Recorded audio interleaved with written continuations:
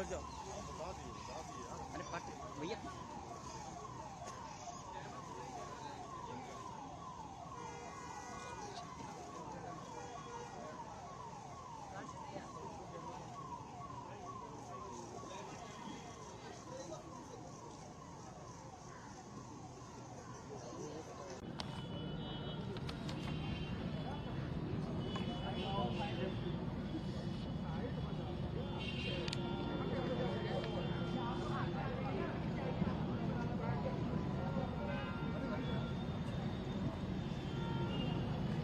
नेताजी सुभाष चंद्र बोस के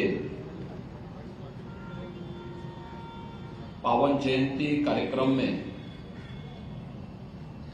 आज यहां पर उपस्थित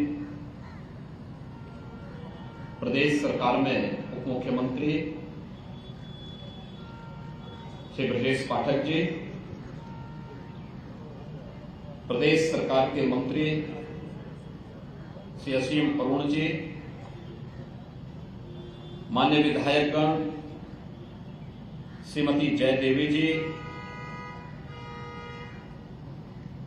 इस कार्यक्रम के संयोजक विधान परिषद सदस्य श्री अवनीश कुमार सिंह जी, पूर्व विधायक सुरेश चंद्र तिवारी जी,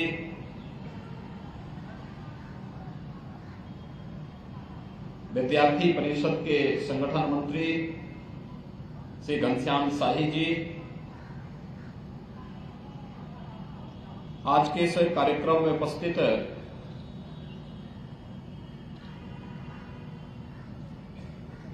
स्वतंत्रता संग्राम सेनानी परिवारों से जुड़े हुए सभी उपस्थित महानुभाव और उपस्थित सभी भाइयों बहनों, आज पूरा देश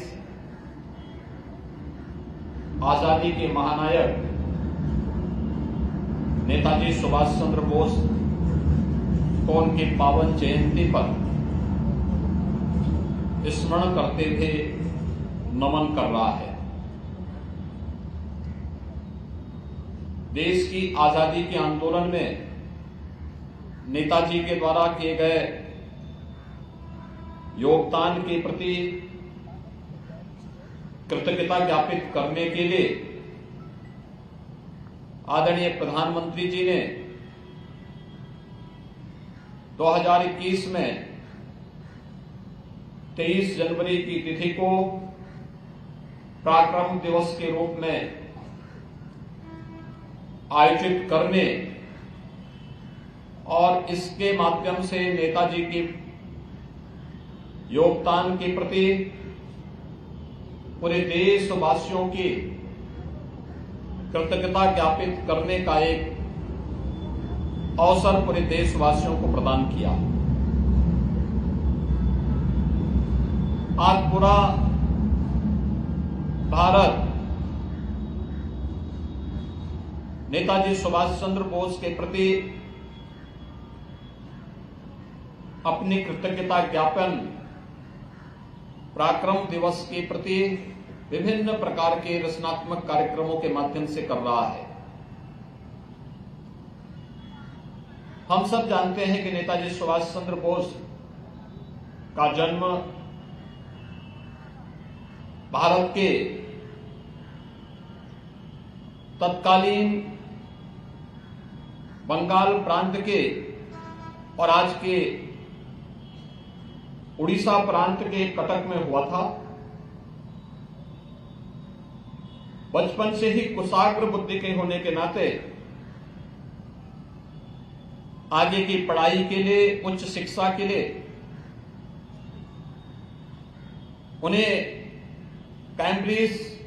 विश्वविद्यालय में दाखिला लेना पड़ा था। उस समय की प्रतिष्ठित प्रशासनिक सेवा आईसीएस की परीक्षा में सर्वोच्च स्थान प्राप्त होने के बाद भी उन्होंने वह सेवा ज्वाइन नहीं की। उन्होंने इस बात को स्पष्ट किया था कि जो लोग हमारे देश को गुलाम बनाए हुए हैं, जिनके खिलाफ हमें लड़ाई लड़नी है, हम उनकी अधीनता स्वीकार करके किसी भी बड़े पद को ठुकरा सकते हैं। और उन्होंने आईसीएस की परीक्षा में उत्तीर्ण होने के बाद भी उसे छोड़ करके देश की आजादी के आंदोलन के साथ वे जुड़े थे। आजादी के आंदोलन के दौरान अनेक ऐसे अवसर आए थे जिन्होंने नेताजी सुभाष चंद्र बोस को, जिसके माध्यम से वह भारत की राजनीति में स्थापित हो सकते थे, लेकिन उससे इतर उन्होंने सदैव क्रांति का मार्ग चुना। देश के प्रत्येक नागरिक के मन में राष्ट्रभक्ति का भाव पैदा हो और हम सब अपनी राष्ट्रीयता के मार्ग का अनुसरण करते हुए नेशन फर्स्ट के इस भाव को सदैव अंगीकार कर सके। वह सदैव इस बात के पक्षधर थे, न केवल भारत के अंदर बल्कि दुनिया के अंदर अनेक देशों में रह करके, जर्मनी है, जापान है, सिंगापुर है, इन सभी देशों में, दुनिया के तमाम देशों में रह करके वहां के भारतवंशियों के साथ मिलकर के भारत की आजादी का अलग जगाते रहे। आजाद हिंद फौज नेताजी सुभाष चंद्र बोस की भारत की आजादी के लिए जिन मार्गों का उन्होंने उस कालखंड में अनुसरण किया था, उसका एक उदाहरण है। नेताजी सुभाष चंद्र बोस ने उस समय जो स्लोगन दिए थे, चाहे वह दिल्ली चलो का नारा हो, चाहे वह जय हिंद का नारा हो, जो आज भी हम सब के अंदर एक नया रोमांच पैदा करता है,